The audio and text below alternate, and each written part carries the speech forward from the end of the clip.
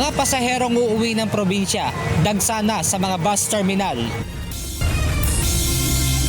Non-communicable diseases, aksidente at fireworks-related injuries, tututukan ng Department of Health. Malamang na nakikita na ng Malacanang yun kung ano yung nangyari doon sa napag-aprubahan Reenacted budget posible pa rin ayon kay Senate President Vicente Sotto III. Of course, it shows that the pieces of evidence that were gathered shows that there is suicide. Pero hindi pa natin masabi. Pinal na resulta ng investigasyon sa pagkamatay ni dating DPWH Undersecretary Catalina Cabral. Dapat munang hintayin bago magbigay ng konklusyon ayon sa Philippine National Police.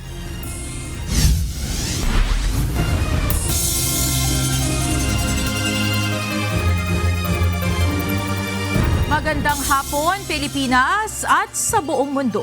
Tayo po ay sabayang napapakinggan sa Radyo La Verdad 1350 ang UNTV Radio. Una sa ating mga balita. Mahigit isang linggo bago ang pagpapalit ng taon, ininspeksyon ng Philippine National Police at ang Provincial Government ng Bulacan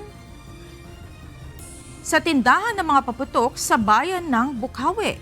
Ito ang balita ni Lea Ilaga. For 2025 at pagsalubong ng 2026, nandito tayo lahat at ipapakita natin ang ating pagtutulungan para maiwasan ang loss of life or masunugan loss of property through Republic Act 7183 and Executive Order 28. Isa-isang inikot ni Philippine National Police Acting Chief, Police Lieutenant General Jose Melencio Nartates Jr. ang mga tindahan ng paputok sa Bulacan. Kasama ang mga taga-provincial government, ipinaalala nila ang mga umiiral na batas kaugnay sa pagbabawal sa pagbebenta ng iligal na paputok. Pangunahing layunin ng pag-ikot ng PNP ang matiyak ang kaayusan at maiwasan ang pagkawala ng buhay at mga ari-arian ngayong holiday season. Simula nung pumasok ako hanggang ngayon ay we already managed to reduce yung ating mga sakuna, ating mga namatayan or natanggalan ng daliri or nabulag. Okay? It is because of the implementation. Sinabi ni General Nartates na malaking tulong sa pagbabantay ng pambansang pulisya ang kooperasyon ng lokal na pamahalaan upang mapanatiling ligtas at maayos ang pagdiriwang ngayong holiday season. For example, dito sa Bulacan, ang ating gobernador or sa ating Bukawi munisipyo ay nandyan po ang mayor. Sila po ang nagbibigay ng operational guidelines lalong-lalo na sa pulis kung paano kami mag-i-implement. And it's so effective. Ayon kay Governor Daniel Fernando, bagamat maikukonsiderang kabuhayan ng maraming Bulakenyo ang pagtitinda ng mga paputok at pailaw, hindi naman dapat makompromiso ang kaligtasan ng publiko. Isa lang po ang hangad namin. Trabaho, kaligtasan at negosyo. Yan po yan. So katulad nga ng sinabi ni Chief MP, ang unang-una nating implementation dito ay yung kaligtasan. Of course, yung trabaho, kooperatiba, kailangan din po yan. Kasi kinakailangan po na rin natin yung mga maliliit na negosyante. Ano po, kailangan po yan kasi yung mga malalaki, talagang malaki na nandiyan na yan. Kaya po pinaparami natin yung mga pagtulong sa mga maliliit na negosyante kasi yan po talaga ang bumubuhay para sa ating mga negosyo. Batid naman ng ilang firecracker vendor ang kahalagahan na gawing ligtas ang kanilang mga itinitinda. Mula pa nung dati, talagang hindi kami nagtitinda ng mga bawal na yun. Kasi alam namin, magtitinda kami, tatago namin, mahulihan kami, mapasarap pa yung tindahan namin. Diba? Mag-i-interest kami sa konti roon. Kung makadisgrasya pa, diba? Siyempre, ang gusto rin namin yung gumagamit ng paputok, laging safety rin pa rin nila una. Samantala, simula bukas, naka-full alert na rin o Code Red ang Bureau of Fire Protection o BFP. Sa ilalim ng full alert, magkakaroon ng nationwide deployment ng mga tauhan ng BFP para sa agarang pagtugon sa mga insidente ng sunog at iba pang emergency para matiyak ang kaligtasan ng publiko. Lea Ilagan, UNTV, News and Rescue. Diyos ang aming sandigan, serbisyo publiko ang aming pinahahalagahan. Nagbigay ng ilang tips sa Meralco sa mga dapat gawin para makaiwas sa posibleng pagsiklab ng sunog kaalinsabay ng selebrasyon ng holiday season. Paalala ng Meralco sa kanilang mga customer, tanggalin sa saksakan ng mga pailaw o anumang appliances kung hindi ginagamit o aalis ng bahay. Dapat siguruhin na maayos ang kalidad ng mga ginagamit na pailaw at iwasan din ang paggamit ng pako o thumbtacks sa pagkakabit nito. Iwasan na pagdugtong-dugtungin ang mga extension cord upang maiwasan ang overloading sa kuryente. Mainam din na maghanda ng fire extinguisher sa bahay upang agad na maapulang apoy kapag sumiklab ang sunog. Bagaman sarado ang Meralco Business Center sa darating na December 24 at December 25, maaari pa rin i-report ng mga customer ang anumang problema sa serbisyo ng kuryente sa pamamagitan ng My Meralco app o sa mga official social media accounts ng Meralco. Tumawag lamang sa Meralco hotline sa numerong 16211 o magpadala ng mensahe sa 0920-971-6211 o 0917-551-6211 para sa anumang concern. Mainam na hintayin pa rin ang pinal na resulta ng investigasyon. Ito ang pahayag ni Philippine National Police Acting Chief Police Lieutenant General Jose Melencio Nartates Jr. sa gitna ng mga naglalabasang anggulo sa pagkamatay ni dating Public Works and Highways Undersecretary Catalina Cabral. Ayon kay General Nartates, ayaw nilang pangunahan ang investigasyon at nagiging maingat lamang sila sa pagkukumpara ng mga ebidensya. Maliban dito, iniipon pa nila ang mga pahayag at footages na makatutulong sa pag-iimbestiga. Of course, it shows that the pieces of evidence that were gathered show that there is suicide. Pero di ba natin na masabi? Let the investigators makompleto yung kanyang investigation. Comparing every pieces of evidence, every statement, and every footages, whether pati itong mga forensic natin. Sa ngayon, ayon kay Nartates, maigting ang ugnayan ng PNP sa National Bureau of Investigation para sa pagresolba ng kaso.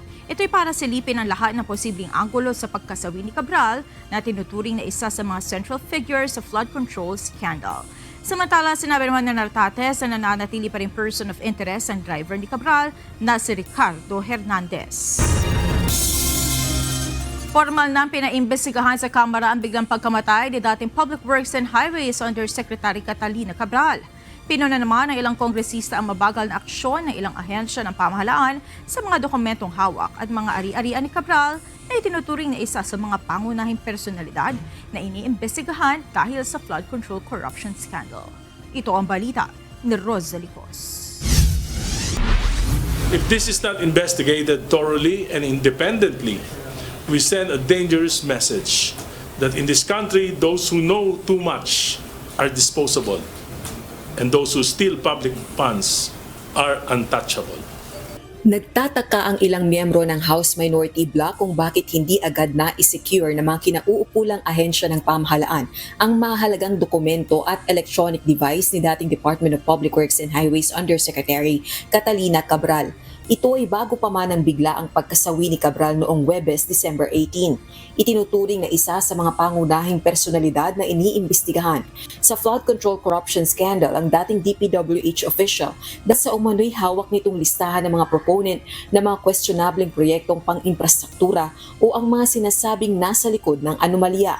Siya ang isa sa mga central or key figures, and yet hindi man lang sinecure muna yung kanyang mga dokumento, yung kanyang mga assets, yung wala seizure of her assets, nakakapag-withdraw pa daw. Bakit hindi ka agad ginawa ng proper authorities na i-seize, i-forfeit yung kanyang mga assets? At hindi siya sinecure bilang material figure in all of this na marami siyang nalalaman. nagtataka kami kung bakit matagal na rin nilang alam na dapat nangyari ito. Pero nung isang araw lang nila ginawa at only after the death of Undersecretary Cabral. So these are among the things that we need to look into sa investigation. Kaya naman formal nang pinaiimbestigahan sa Kamara ni House Senior Deputy Minority Leader Erice at 11 pang kongresista ang biglaang pagkamatay ni dating Undersecretary Cabral. Sa bisa ito ng House Resolution No. 606, isinusulong ng resolusyon na siyasati ng House Committees on Good Government and Public Accountability at Public Works and Highways ang kontrobersyal na insidente. Gayon din upang matukoy ang mga ginagawang hakbang ng pamahalaan para ingatan ang mga testigo, sospek at lahat ng may kinalaman sa ginagawang investigasyon sa maanumayang flood control projects. Dito po sa nangyari, malinaw ang panawagan ng taong bayan. Hindi dapat nalilibing ang mga may alam. Sila po dapat ay nakukulong. They should be serving their time in jail and not 6 feet under. Samantala, si Kamanggagawa Party List Representative Eli San Fernando iginiit na may pananagutan ng administrasyon ni Pangulong Ferdinand Marcos Jr. sa nangyari kay Cabral. Hindi po pwedeng masabi na ang pamahalaan ay magmamalinis dito sa usapin na ito. Accountable ang administrasyon dahil hinayaan niya na humantong ang sitwasyon sa ganito na kung saan namatay nga si former Yusek Cabral. Kasabay nito ang muling panawagan ng mga kongresista na i-certify as urgent ni PBBM ang panukalang batas na magbibigay ng ngipin sa Independent Commission for Infrastructure o ICI. Rosa Licoz, UNTV News and Rescue. Diyos ang aming sandigan, serbisyo publiko ang aming pinahahalagahan. Naglabas na ng subpoena duces tesum ang Office of the Ombudsman upang atasan ng Department of Public Works and Highways o DPWH na agad isumite ang lahat ng computer at electronic devices na inisyu ng kagawaran kay dating Undersecretary Catalina Cabral.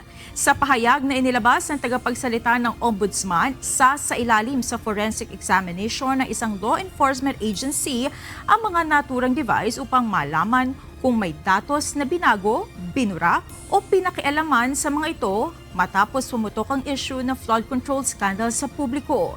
Inaasahan naman ng Office of the Ombudsman ang agarang pagsunod sa subpoena ng DPWH. Bukas si Executive Secretary Ralph Recto sa posibleng investigasyon sa kanya ng Office of the Ombudsman. Kasunod ito ng reklamong isinampa laban sa kanya at sa dating presidente ng PhilHealth kaugnay ng iligal na paglilipat ng 60 billion pesos sa pondo ng state insurer noong 2024. Ito ang balita ni Ivan Alvarez.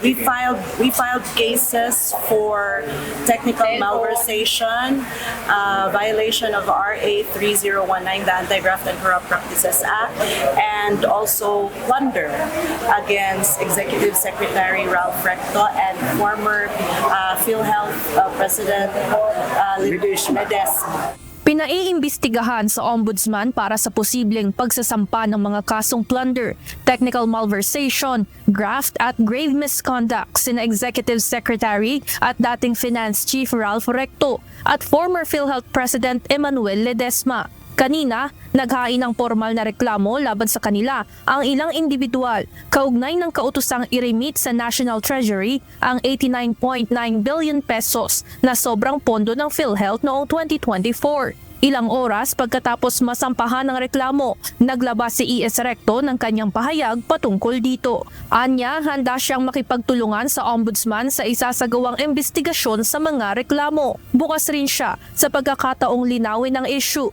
patunayang hindi siya nagkasala sa batas at pabulaanan ang mga aligasyon laban sa kanya. Pagbibigay diin ni Secretary Recto, gaya ng pananaw ng ilang maestrado ng Supreme Court, wala siyang criminal liability sa nangyaring paglilipat pondo at tinupad lamang ang mandato ng Kongreso pagdating sa remittance ng unused funds ng PhilHealth. Samantala, para sa mga complainants, si Recto ang pangunahing liable dito kaugnay ng deklarasyon ng Supreme Court na iligal sa saligang batas ang pagtatransfer ng excess fund ng PhilHealth patungo sa National Treasury. Actually, ang plunder component dyan, by virtue of his position, si DOF Secretary Recto. Kasi siya yung nag-implement kung saan lilikumin yung mga reserve funds ng mga GOCCs. Base doon, kaya sabi niya, inutusan daw siya ng legislators. No? Kaya nag-implement siya ngayon ng circular. At kahit labag sa batas ng PhilHealth Charter at ng Universal Health Law, the mere circular ay yun ang nag-violate. Dawit si Ledesma sa reklamo dahil nangyari ang mga ito sa ilalim ng kanyang pamumuno bilang PhilHealth President. Panawagan ng mga complainants sa Ombudsman, imbestigahan ang mga ito upang makahanap ng mga sapat na batayan upang tuluyang makasuhan sa korte. It's only the National Prosecution Service or the Office of the Ombudsman who can find or actually declare whether or not a person has, there's probable cause to hold a person liable for a crime. Let's leave it to these offices to determine if there is indeed probable. Kinukuha pa ng UNTV ang panig ni Ledesma patungkol sa mga reklamo laban sa kanya, ngunit wala pa itong tugon hanggang sa ngayon. Evan Alvarez, UNTV News and Rescue. Diyos ang aming sandigan, serbisyo publiko ang aming pinahahalagahan. Nagbigay ng katiyakan si House Speaker at Isabella's 6th District Representative Faustino Bojidi III na walang insertions at hindi minadali ang panukalang pambansang pondo para sa 2026. Bibigyan naman ng kopya ng Bicameral Conference Committee report para sa 2026 budget ang lahat ng miyembro ng Kamara sa December 28, 2025. Ito ang balita ni Rosalie Cos. Sa inyong pamumuno at tiyaga, nakapagtapos tayo ng budget na maaaring pagkatiwalaan ng taong bayan. Isang budget na walang insertions, na hindi itinago, hindi minadali, kundi bukas sa mata ng publiko. Ilang araw kasunod ng pagtatapos ng deliberasyon ng Bicameral Conference Committee o BICAM para pagkasunduin ang bersyon ng panukalang pambansang pondo sa susunod na taon ng dalawang kapulungan ng Kongreso, ipinagtanggol ni House Speaker at Isabela 6th District Representative Faustino Bojidi III ang 2026 national budget. Pagtitiyak nito, walang isiningit na alokasyon sa General Appropriations Bill at binuksan sa publiko ang proseso ng budget. Ginawa nito ang pahayag sa sesyon sa plenaryo ng Kamara kaninang tanghali. This budget is historic, not only because the process was transparent, but because the priorities were very clear. Sa December 28, araw ng linggo, nakatakdang lagdaan ng BICAM ang report nito kaugnay ng 2026 national budget. Tiniyak naman ni House Appropriations Panel Chairperson at Nueva Ecija 1st District Representative Micaela Swansing bibigyan ng kopya ng ulat ng BICAM ang mga House members sa kaparehong araw. Ito ay matapos itanong ni House Deputy Minority Leader at ACT Teachers Party List Representative Antonio Tino ang issue. The Bicameral Conference Committee members is scheduled to sign the Bicameral Conference Committee report on December 28th.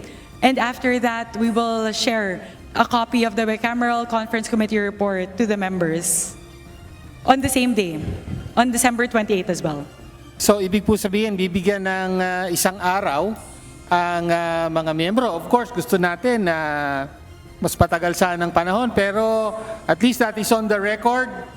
Sa December 29 naman ang nakatakdang ratifikasyon sa 2026 budget ng dalawang kapulungan ng Kongreso, kaya saglit na magre-reconvene ang House members sa December 29 Monday 2 p.m.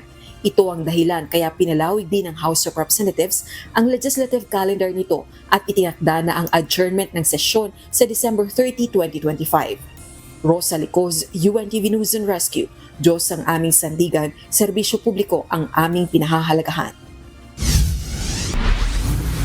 Posibleng ipatupad ng ilang araw ang reenacted budget sa Enero 2026. Ito ang inihayag ni Senate President Tito Soto sa gitna ng pagpapasa ng Kongreso ng proposed 2026 national budget.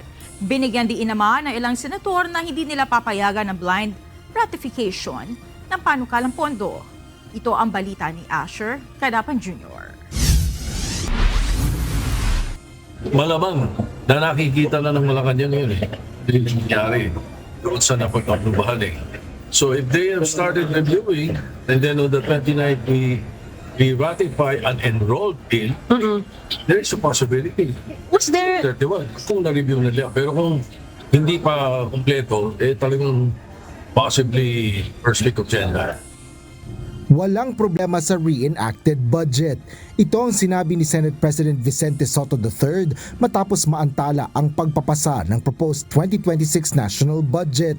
Bunso dito ng ilang araw na pagsasagawa ng Bicameral Conference Committee meeting kung saan nire-resolba ang pagkakaiba sa bersyon ng panukala mula sa Senado at Kamara. Nauna nang tinatarget ng Senado na mapirmahan ni Pangulong Ferdinand Marcos Jr.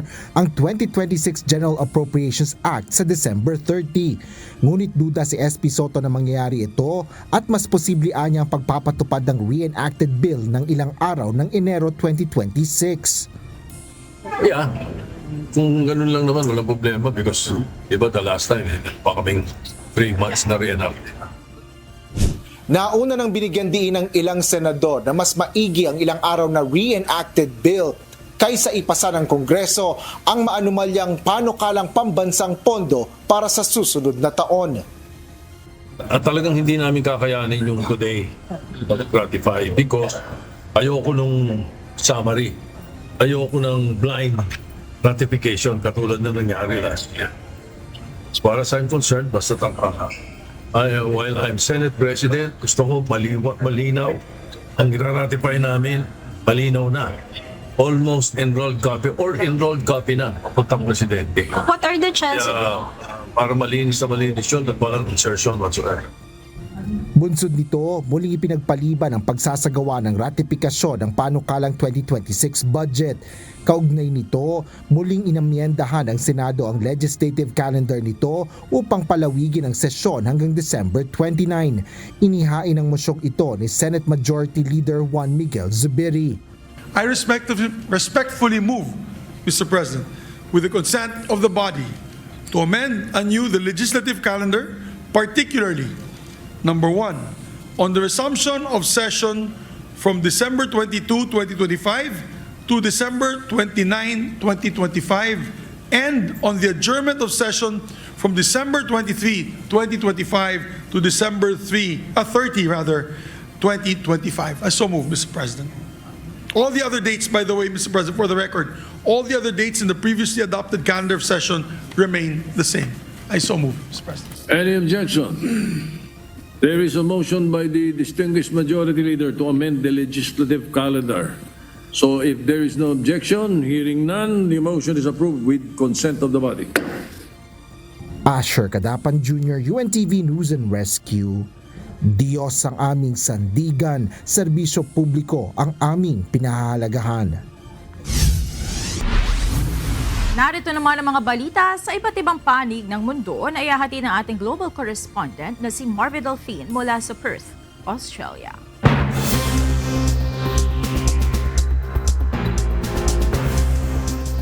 Magandang gabi naman sa inyo dyan sa Pilipinas, Monica. Humingi ng tawad si Australian Prime Minister Anthony Albanese sa Jewish community matapos ang nangyaring pag-atake sa Bondi Beach. Ayon kay Albanese, tinatanggap niya ang galit ng publiko kasabay ang pag-ako ng responsibilidad sa insidente bilang kasalukuyang Prime Minister. Kasunod ng pangyayari, agad na hinikayat ng pamahalaan ang Parliament na higpitan ang gun laws, kabilang ang pag-regulate ng bilang ng mga baril na maaaring mabili ng isang pribadong individual kasunod ng mass shooting. Nangako si Albanese na poprotektahan ang karapatan ng mga Jewish Australians at malayang makapag-practice ng kanilang pananampalataya. Government will work every day to protect Jewish Australians, to protect the fundamental right as Australians that they have to be proud of who they are, to practice their faith, to educate their children and to engage in Australian society in the fullest way possible. Hindi pa rin nawawala ng pag-asa ang Ukraine na makakamit pa rin ang matagal na inaasam na kapayapaan. Tuloy-tuloy pa rin ang mga isinasagawang mga pagpupulong para sa proposed peace plan para sa dalawang magkatunggaling bansa. Ito ang balita ni James Hilario. Важливо, що російські активи залишаються в Європі, залишаються заблокованими. Україна буде отримувати мінімум по 45 мільярдів євро щорічно протягом наступних 2 років. Tinawag ni Ukrainian President Volodymyr Zelensky na historic diplomatic week para sa Ukraine ang 3 araw na pag-uusap kasama ang Estados Unidos at Europa. Ibinida ng Ukrainian leader na aabot sa 90 billion euro ang nasecure nilang suporta para sa kanyang bansa sa loob ng 2 taon. І кошти ці можуть повертатись тільки за рахунок російських коштів. 90 мільярдів євро – це для всіх в Україні фінансова гарантія безпеки. Цілком реальна. Nangako si Zelensky na gagamitin ang nasabing pondo para sa proteksyon ng kanyang bansa laban sa Russia patungo sa muling pagbangon ng kanilang estado. Kinumpirma rin ng Pangulo na nagpapatuloy ang pakikipag-usap ng Ukrainian negotiating team sa Estados Unidos kaugnay sa proposed peace plan. Робота над документами про закінчення війни, про гарантії безпеки, про відбудову детально йдуть по кожному пункту і є конструктив з американською стороною. Це Inilarawan naman ni US Special Envoy Steve Witkoff ang isinagawang 3 araw na pagpupulong kasama ang ilang European officials at Ukraine na productive at constructive. Sa ex-post ni Witkoff, sinabi nito na prioridad nila na tapusin na ang labanan, tiyakin ang seguridad at makagawa ng mga kondisyon para sa pangmatagalang economic recovery ng Ukraine. Isang bukod naman na pag-uusap ang isinagawa sa pagitan ng US at Russia kung saan sinabi ng Russia na nananatili silang committed sa pagkamit ng kapayapaan sa Ukraine.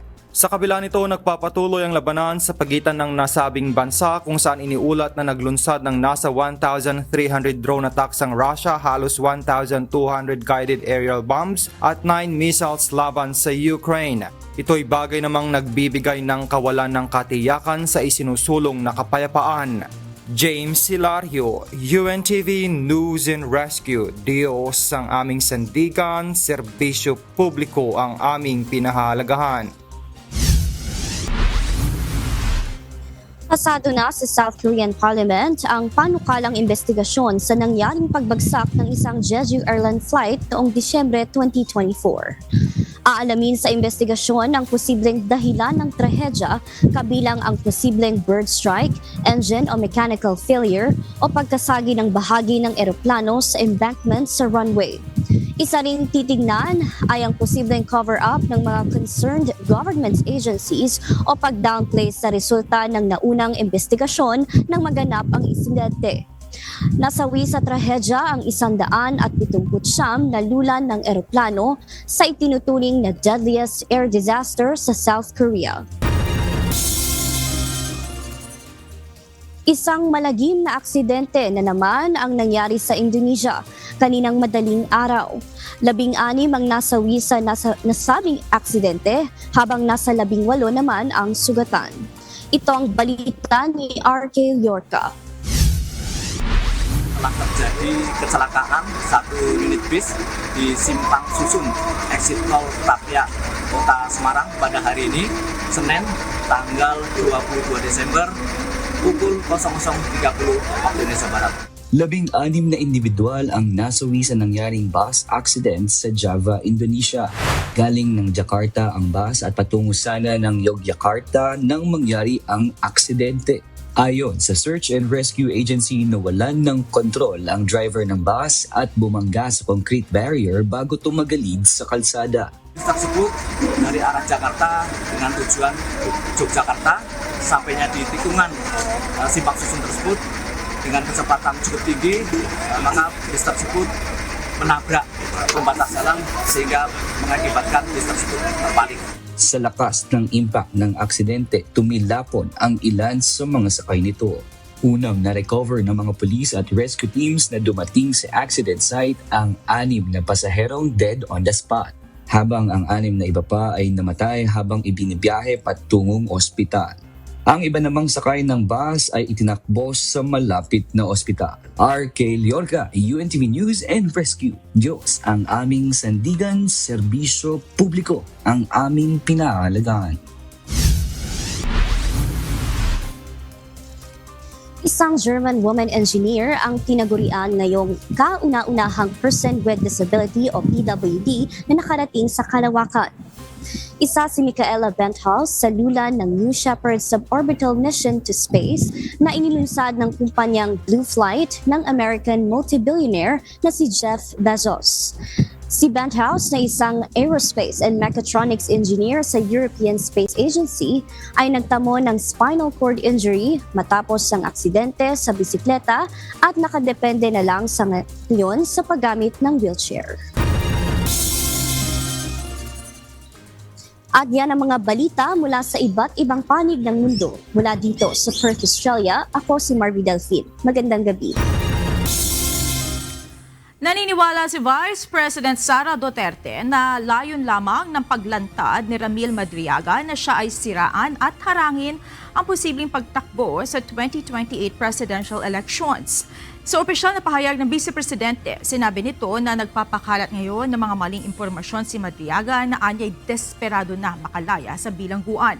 Si Madriaga ay nahaharap sa mga seryosong kaso at kasalukuyang nasa kustodiya ng Bureau of Jail Management and Penology. Itinanggi ng Vice Presidente na may kaugnayan siya kay Madriaga at nilinaw na hindi niya ito nakakausap o pinibigyan man ng anumang instruksyon o pinupuntahan sa bilangguan.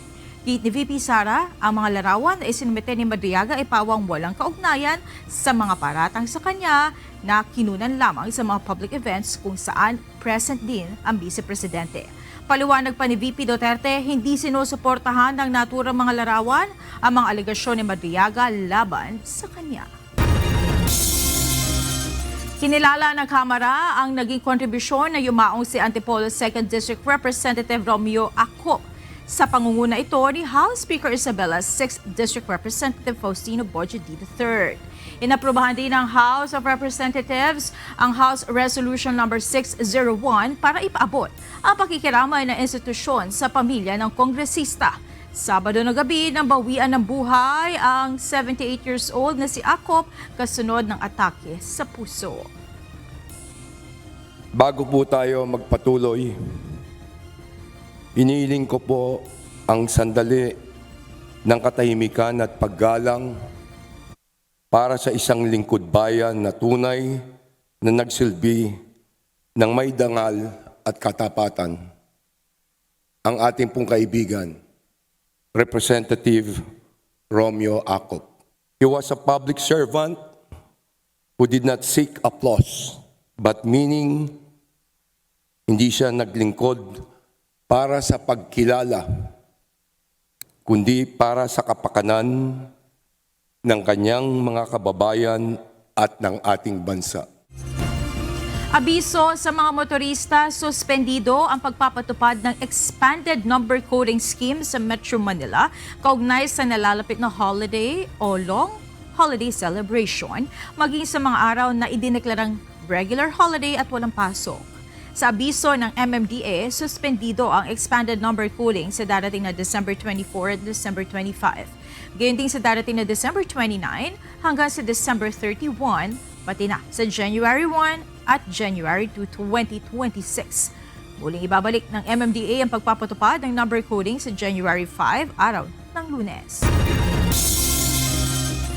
Kasabay ng kabi-kabilang selebrasyon, ngayong holiday season ay naghahanda na rin ang mga ospital sa bansa. Ngayong araw, sinimulan na ni Health Secretary Teodoro Herbosa ang pag-iikot sa ilang lugar upang matiyak ang kahandaan ng mga pampublikong ospital ngayong holiday break. Ito ang balita ni Jed Neresina live. Jed, ano ang paghahandang ginagawa ng DOH at ng mga ospital ngayong holiday season? Monica, naka-standby na ang lahat ng medical personnel sa iba't ibang pampublikong ospital sa bansa ayon sa Department of Health. Ito ay bilang bahagi ng kanilang paghahanda doon sa posibleng dagsa ng mga pasyente sa mga ospital ngayong holiday season. Naka-code white alert na ang Department of Health simula pa kahapon December 21. Tatagal ito hanggang January 6 sa pagbubukas ng bagong taon. Bahagi ito ng kanilang paghahanda sa inaasahang pagtugon sa health-related eventualities ngayong holiday season. Code white, so that means on alert status ang ating mga DOH hospital. So this is a code white. It started December 21, kahapon.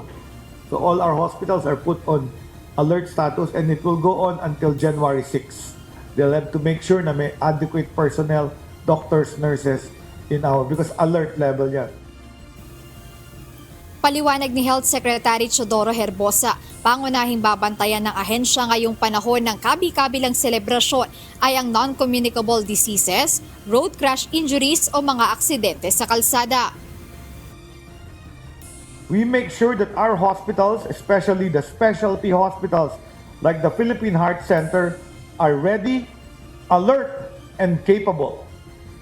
We are also sure that they will be responding to all the emergencies, strokes, acute coronary syndrome, road injuries, bronchial asthma during the holiday season. Bukod sa nalalapit na pagpapalit ng taon, tututukan din ng DOH ang fireworks-related injuries at iba pang klase ng trauma. Alam po natin na sa panahong ito, tumataas ang panganib ng non-communicable diseases, lalo na ng alta presyon, sakit sa puso at stroke, kasama na rin ng asthma. Kasabay nito, dumarami rin ang aksidente sa kalsada at pinsalang dulot ng mga paputok, legal at illegal. Sa tala ng Health Department, noong pagpasok ng 2025, nakapagtala ang ahensya ng kabuuang higit 800 kaso ng fireworks-related injuries na ang karamihan ng biktima ay nasa edad 10 taon hanggang 14 na taong gulang. Kaya naman nananawagan ng DOH sa mga magulang at otoridad na paigtingin ang paalala at pagbabala sa lalong-lalo na sa mga bata na huwag gumamit ng paputok. Ayon pa kay Secretary Herbosa, mas mabuti na ang paggamit ng mga alternatibong paingay o kaya naman ay manood na lang ng community fireworks display. Nagpaalala rin ng kalihim sa mga motorista na mag-ingat sa pagmamaneho, lalo na at higit 700 road crash injuries ang kanilang na-monitor nitong nakaraang holiday season kung saan karamihan sa mga ito aniya ay aksidente sa motor.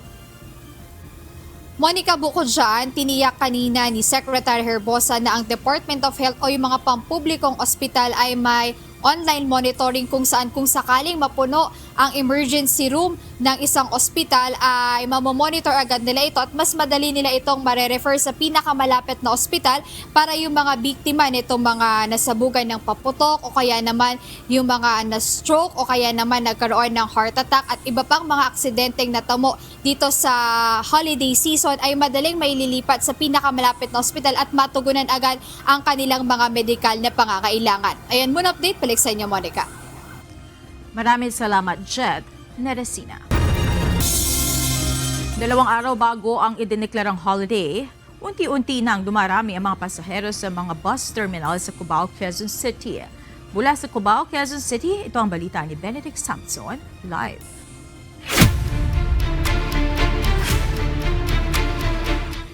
Benedict, may mga available pa bang biyahe dyan sa bus terminal sa Cubao? Magandang gabi, Monica. Tiniyak nga ng mga kumpanya ng bus dito sa Cubao na maaaring makabiyahe kahit yung mga walk-in na mga pasahero para nga makauwi sa kanilang probinsya ngayong holiday rush. Kahit may mga umuwi na sa probinsya nitong weekend, unti-unti pa rin nagsisidagsaan ang mga pasahero ngayong araw sa mga bus terminal dito sa EDSA Cubao para humabol sa mahabang bakasyon. Isa na nga rito si Hil Aragon. Ngayong araw siya muling babalik sa Nueva Ecija para i-enjoy ang bakasyon matapos ang pasok sa trabaho ngayong araw. Yes po, nakauwi na po ako nung nakarang linggo and then babalik na naman po ako ng probinsya para sa pamilya. Di ganitong normal, medyo mahirap ang pagsakay ngayon kasi maraming pasahero. Si Charles Dolian naman na galing pa ng Bacolod City, bagamat nakapagpa-reserve na ng ticket noon, matyaga pa rin naghihintay ng bus pauwi ng probinsya. Nakapag-book na kasi kami ng 1 month before, galing Bacolod. Ito yung schedule ko. Wala naman po eh. Yung dala namin puro pasalubong na pagkain lang po eh. Yun lang. Galing Bacolod. Tapos after, wala na. Yun lang gamit. Wala na. Hindi na lang nadala ng gamit. Wala namang fully book sa biyahe ng mga bus patungong lalawigan ng Central at North Luzon. Samantala, inikutan din natin kanina ang Araneta Bus Terminal. Matumal naman ang naging pagdagsa ng mga pasahero doon. Kaya naman ang mga pasahero ay walang naging delay sa kanilang biyahe papunta sa mga lalawigan ng Batangas at Quezon. Noong nakaraang linggo, pinayagan na ng Metropolitan Manila Development Authority ang pagdaan ng mga bus sa EDSA para mabilis ang turnaround time. Ngunit dahil na rin sa dami ng bumabiyaheng motorista, ay mayroon pa rin pagkaantala sa biyahe ng mga bus dito sa EDSA Cubao. May mga naka-duty din na tauhan ng Philippine National Police upang matiyak naman ang seguridad at kapayapaan sa mga istasyon ng bus. Monica, bukas inaasahan nga na mas marami pang mga kababayan natin ang dadagsa sa mga bus terminal dahil nga sa huling pasok na rin ito sa kanilang mga trabaho. At yan muna ang ating update mula rito sa Cubao, Quezon City. Balik sa inyo dyan, Monica. Maraming salamat, Benedict Samson. Nagpaalala ang Philippine Coast Guard sa mga pasahero sa Pantalan na bibiyahe pauwi sa kanilang mga probinsya ngayong holiday season. Payo ng PCG, dumating ng mas maaga upang maiwasan ang abala at mahabang pila lalo na tuwing peak travel days. Magdala ng valid ID, ticket at iba pang mahalagang dokumento bago bumiyahe. Ngayong dagsa ang mga tao, payo ng PCG, huwag nang ipilit na sumakay sa mga punuang barko o bangka para makaiwas sa posibleng aksidente. Importante rin na palaging sumunod sa mga alituntunin at briefing ng mga otoridad bago ang pagbiyahe. Agad ding iulat sa mga otoridad kung may napansin na anumang kahina-hinalang kilos o bagay at iwasan na magdala ng mga ipinagbabawal na bagay na maaaring magdulot ng pinsala sa kapwa pasahero. Dagsa na rin ang mga pasahero sa Parañaque Integrated Terminal Exchange o PITX na pauwi ng probinsya. Ito ang balita ni Ryan Lacanale live. Ryan, kumusta ang dating ng mga pasahero dyan sa PITX? Marami bang bus na available pa para masakay ang mga to? Monica, sa ngayon ay tuloy-tuloy ang dating ng ating mga kababayan dito sa Parañaque Integrated Terminal Exchange kahit ngayon ay araw ng Lunes. At karamihan doon sa ating mga nakausap kanina na uuwi ng probinsya ay karamihan sa kanila wala ng pasok at babalik na sila dito pagkatapos na ng pagpapalit ng taon. Sa ngayon ay halos fully booked na ang mga biyahe pero pagtitiyak ng PITX, mayroon pa namang mga bus na masasakyan ng ating mga kababayan. Ngayong araw inaasahang aabot ng 190,000 na pasahero ang mga dadaan dito sa PITX. As of 5 p.m., nasa mahigit 143,000 pasahero na ang naitala ng PITX ngayong araw. Nitong nakaraang Sabado at Linggo, hindi bababa sa 200,000 ang mga naitalang dumaan dito sa PITX kada araw. Bukas inaasahan ng mas maraming pasahero na dadaan dito sa terminal. Si Benji kasama ang kanyang pamilya at mga kapatid ng kanyang asawa uuwi sana sa Burias Island. Sakay sana sila ng van para hindi sila maabala. Nasa 2,000 pesos ang unang usapan nila sa bilang at biglang tinaas ang pamasahe ng van sa 2,500 kada isa. Bukod pa ang bayad sa kanilang mga bagahe. Kaya nagdesisyon na lang sila na mag-bus at mag-cutting trip pero puno na ang mga diretso pa uwi sa Burias. Bukas pa ng umaga ang mga nakaschedule na biyahe. Kaya sasakay na lamang sila sa biyahe papuntang Pio Durant saka sasakay ulit ng tricycle papunta sa kanila. Aniya kagabi pa ang kanyang pamilya dito sa terminal, nagbabaka sakali na baka may masakyan. Paalala sa ating mga kababayan na bibiyahe, Monica, hanggat maaari ay huwag nang magdala ng mga gamit na mga ipinagbabawal. Iwasang magdala ng mga sa terminal gaya ng mga patalim, matutulis na bagay at anumang bagay na maaaring sumabog. At hanggang mamaya inaasahan natin ang patuloy na pagdating ng ating mga kababayan dito sa PITX. At yan muna ang request. Balik sa iyo, Monica. Maraming salamat, Ryan Lacanlale. Nasa 3,000 overseas Filipino workers ang may kinakarap na kaso sa iba't ibang bansa. Pinakamaraming naitalang kaso sa mga lugar na malaki rin ang populasyon ng OFW gaya ng Saudi Arabia, maging ang United Arab Emirates at Europa. Karamihan ay labor cases. Sabi ng Department of Migrant Workers, sa ngayon may sapat naman silang abogado pero target nila na makapag-empleyo pa ng maraming abogado para mas lalong matulungan ang ating mga Pilipinong nagkakaroon ng problema sa ibang bansa. As to whether merong sapat na mga abogado, ang naging instruction ko sa migrant workers offices is to have more than one lawyer.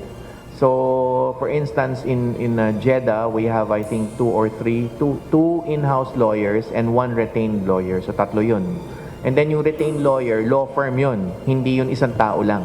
So, 2 in-house lawyers and 1 retained law firm with lawyers. And then, yun nga, ang trend dapat namin is we should have more than 1 lawyer per location. Why? Una, sa volume of cases, potentially. And number 2, so we could compare. We could assess kung sino magaling, sino ang pwedeng talagang kukunin talaga natin ng ganap, or do we need to hire some more? It's safe to say na not necessarily to double that amount, but at least to increase cases, lawyers, especially where there are high volume cases like Saudi Arabia, the Gulf, UAE, and perhaps Hong Kong. Sa ngayon, mayroon pang 24 na OFW na nasa death row sa iba't ibang bansa.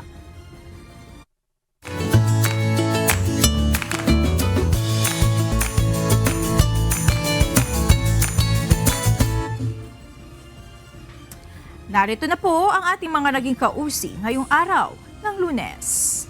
Salamat at shoutout kina Gilbert Vengano, Severo Cinco, Rosemary Bendoy, Ronald Berjonia, Loreno Palencia at Maria Lu Maida. Mga kasambahay, kung may mga istorya po kayo nais balikan sa Ito Ang Balita, pwede niyo po ito muling mapanood sa aming mga official social media account. Magtungo lamang po sa UNTV News and Rescue YouTube channel at i-click ang subscribe button. Gayon din sa aming Facebook, Instagram, X at TikTok accounts. Mapapanood nyo rin po rito ang iba pang news programs sa UNTV, pati na ang iba pang video ng nag-iisang public service channel. Kaya subscribe, like, and share. Narito naman po ang salita ng Diyos na ating sandigan mula sa aklat ng Kawikaan 23:17 na nagsasabi, "Huwag managhili ang iyong puso sa mga makasalanan, kundi lumagay sa Panginoon buong araw."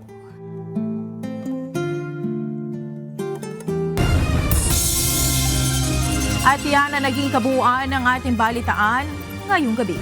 Aming inilahat ng buong katapatan kung paano namin nasaksihan.